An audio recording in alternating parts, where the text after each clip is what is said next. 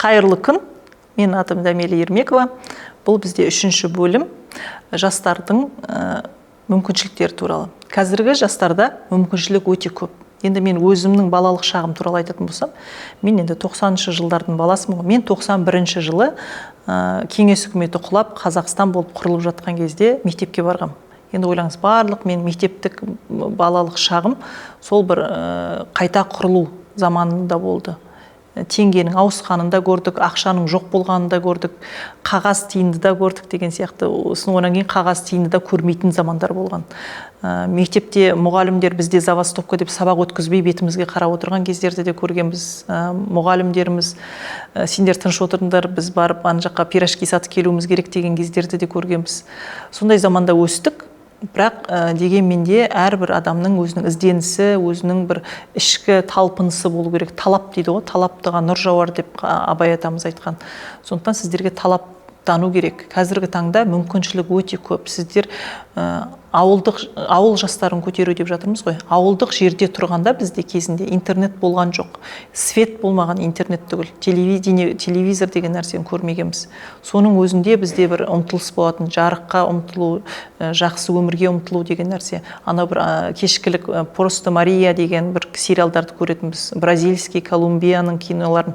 Солардікіндей ауыл болса ғой, фазендаларымызда сондай бір үйінде туалеті бар, жаңағындай үйінде қызметшілері бар, сондай фазенда сияқты біздің ауылдарымыз болса ғой деген сондай бір үлкен армандар туған сол киноларды көрген кезде. Сол сияқты сіздерде үлкен арман болу керек біріншіден, екіншіден соған талпыну керек. Ауылда қазір мүмкіндік өте көп. Сіздер онлайн түрде әлемнің кез келген жерінің білімін ала бересіздер. Қазақстан ғана емес, шет елдің де білімдерін алуға қазіргі таңда өте үлкен мүмкіндіктер бар. Мен өзім қазіргі таңда онлайн платформа арқылы оқимын. Network 21 деген американдық платформа. 40-тан аса мемлекетте дамыған. Мен сол платформа арқылы күнделікті оқимын. Мен ай сайын подпискам бар, лидерлік, көшбасшылық подпискасын алам.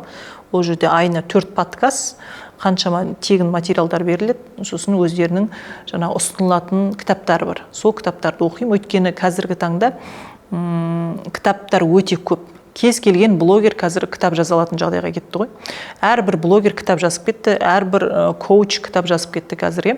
Сондықтан қай кітапты оқырыңды білмей, босқа уақытыңды құртпас үшін сондай бір ұсынылатын әдебиеттерді оқыңдар дегім келеді. Сосын бізде қазір көбінесе кітап оқитын нелер, не деуші еді анандай? Клубтар, кітап оқитын клубтар, көбінесе классикаға оралтамыз деп, сол баяғы Советтік Союзда цензураға ұшыраған кітаптарды оқытып жатыр. Ол да мен қаламас едім балаларымның сол цензураға ұшыраған кітабын. Кеше ғана мен Қаракөз қойылымына бардым. Ол жерде Мұхтар Әуезовтің сол Қаракөз шығармасын оқысаңыздар, ол жерде қазақы дәстүрді сынайды. Анау бәйбішені сынайды. Қазақтар жылқыны үйірі, жылқыны малды бәрін қыз сатып жинаған, қыз сатып қалың малдан мал жинаған деп. Негізі олай емес. Ол нені қазіргі менің көз қарасымен қарап отырсам, ол жерде үлкен адамдар, сол жердегі жаңағы ескіліктің нышаны ретінде көрсе, сол үлкен адамдар олар дұрыс жасаған. Ол жерде мысалға Сырым менен Қаракөз жеті атаға жетпеген ағайынды бауырлардың қызы мен ұлы. Олар бір-біріне аға қарындас ретінде қарап, бір-бірлеріне солай сыйластық танытудың орнына, олар бір-бірлеріне ғашық болып, сөйтіп ғашықтықтың отына күйеді. Сондай білімсіздік болмас үшін балаларыңызды жеті атасын үйретіп, өзінің тегін үйретіп, ол балалардың жаңағы білімі болу керек. Сол кезде ол жаңағындай керек нәрселерге бармайды деп ойлаймын. Енді қараңыз, қазіргі таңда бізде сол кітаптарды оқытқаннан көрі, менімше қазір алдыға уақытта не жетелейді. Әсіресе бізде көбінесе тарих пәнінің жаңа профессорымен кездесіп келдім. Бөкетов университетінде. Ол кісі айтады, бізді тарихты ыңғай негативті жазған, ыңғай соғыстарды ғана көрсеткен. Ал позитивті өмірлері де болды ғой, ол бұрынғы кісілердің. Бақытты сәттері де болды ғой дейді. Соны жазбаған. Тек қана жаңа атыс шабыс то жоңғармен соғысқан, то бір-бірімен таққа таласқан, жерге таласқан, оның әйел дауы, жер дауы деп қазақтарды солай ғана көрсеткен дейді.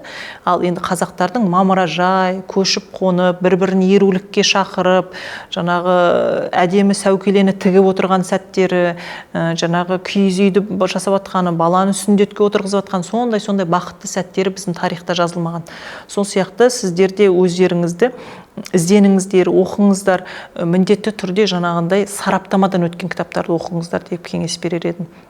Балаларда қазір өте мүмкіншілік көп. Мен ауылда тудым, әттең қалада туғанымда ғой деп, ондай өздеріңізді кемсітпеңіздер дегім келеді. Мен мысалға қазіргі таңда бұрындар мен неге ауылда тудым екен деп ойлайтын, бірағынан қазіргі таңда мен ауылда туғаныма өте мақтанам. Ауылда туғаныма өте қуанам. Өйткені мен ауылда прям қазақылықтың иісі шыққан ауылдан шықтым. Жалаң аяқ құм басып, сол жерде майсағыз теріп, шайнап, жаңағы түйенің үстіне мініп, асау мініп, жаңағы тұлым шашымыз желбіреп, сөйтіп желге қарсы шауып жүрген кездеріміз сол ең бақытты сәттеріміз екен.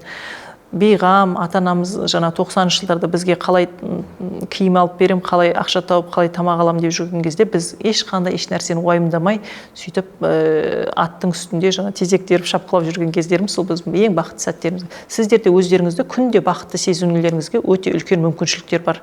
Ізденіңіздер, оқыңыздар. Менің ата-анам мені қалаға барып оқытпады, ата-анам мына кітапты әпермеді деп нетпеңіздер өздеріңізді. Өздеріңіз онлайн түрде қазір тегін кітаптар бар. Онлайн түрде тегін курстар бар. Мен мысалға осы қазан айында Астана медуниверситетінен базовый нутрициологияны оқып шықтым. Ол да менің өміріме керек. Өйткені қазіргі таңда қалай тамақтану керек екенін білмей қалдық. Біреу былай айтады, біреу былай айтады. Сондықтан мен өзімнің отбасым үшін, өзімнің денсаулығым үшін сол базовый нутрициологияны тегін курс Астана медуниверситеті оқытып жатыр. Мен соны оқып алдым. Белок деген не, май деген не, оның қандай пайдасы бар, қандай зияны бар деген сияқты. Сондықтан ізденуге әрқашан болады, әр бағытта оқи беріңіздер, өздеріңізге ешқашан білім зиян болған емес. Ең осының бәрін тоқ етерінде бір ғана кеңес беру керек болатын болса, ізден, оқы дер едім.